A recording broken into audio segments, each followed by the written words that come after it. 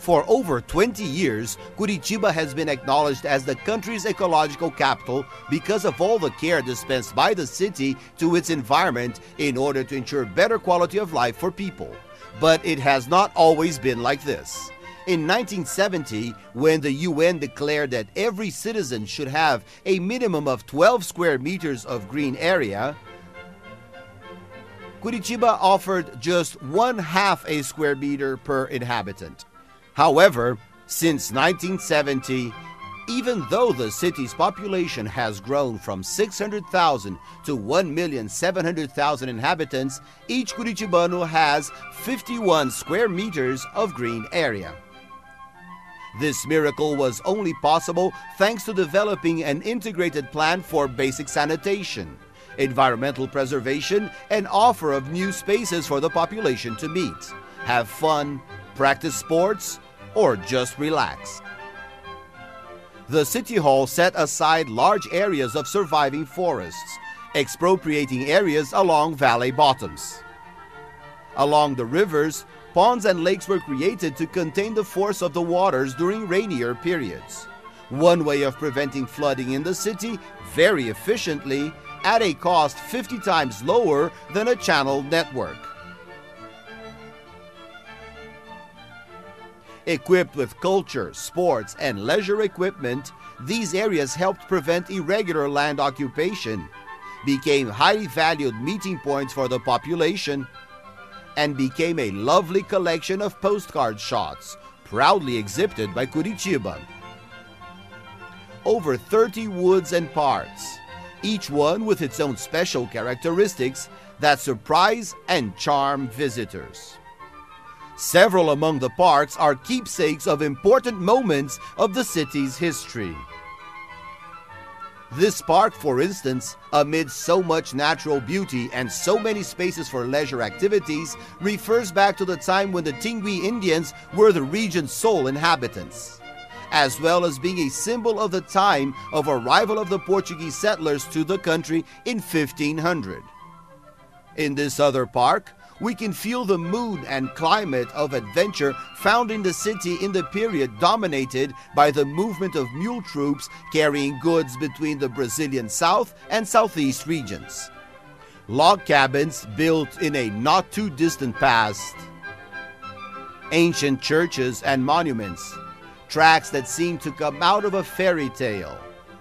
Towers, belvederes, verses from important poets appear in the landscape of parks and woods in honor and memory of the arrival of immigrants, peoples from all over the world who so much contributed towards writing the history of Curitiba.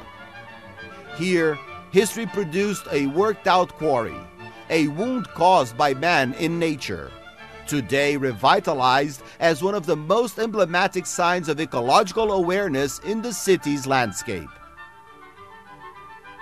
The city's concern with environmental preservation is even more evident in initiatives like the creation of Unilivre, Free University of the Environment, the first of its type in the Americas, integrated to the landscape of a beautiful natural woods, or in the originality of the concept of the Natural History Museum, which allows visitors to see birds and animals along a trail that crosses the forest, or yet in the plastic beauty of the iron and glass greenhouse and the different research and leisure opportunities offered by the botanical gardens.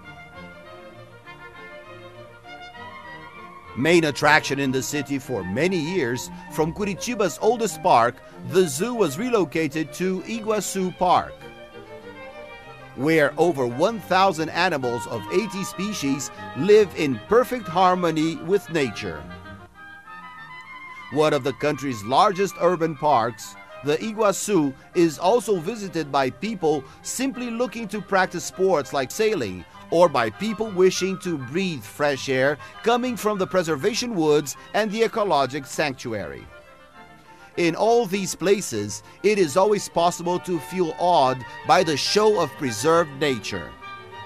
In the path that penetrates the majesty of the forest, in a sunset that enchants the surface of a pond, in the noise of a waterfall cascading into a lake, in the colors of a bird seen for the first time, But Curitiba does not display its concern with the urban environment only through parks and woods.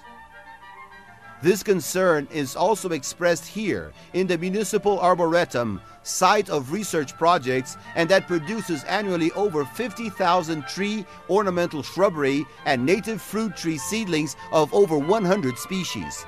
This ensures enough stock to plant trees along the streets, in the public squares and gardens, or simply for people to plant in their own gardens. With time, the City Hall's different forms of manifesting its environmental responsibility won over every Curitibano to the cause of environmental preservation. This enabled Curitiba to become the first city in the country to practice selective garbage collection. Recyclable waste is sent to plants where it is transformed into other products, ensuring a source of income for many destitute families. It's in this way, through attitudes with awareness, that the City Hall and citizens promote environmental preservation, caring for the well-being of people who live in Curitiba today, but knowing how to keep a generous eye out for the future generations.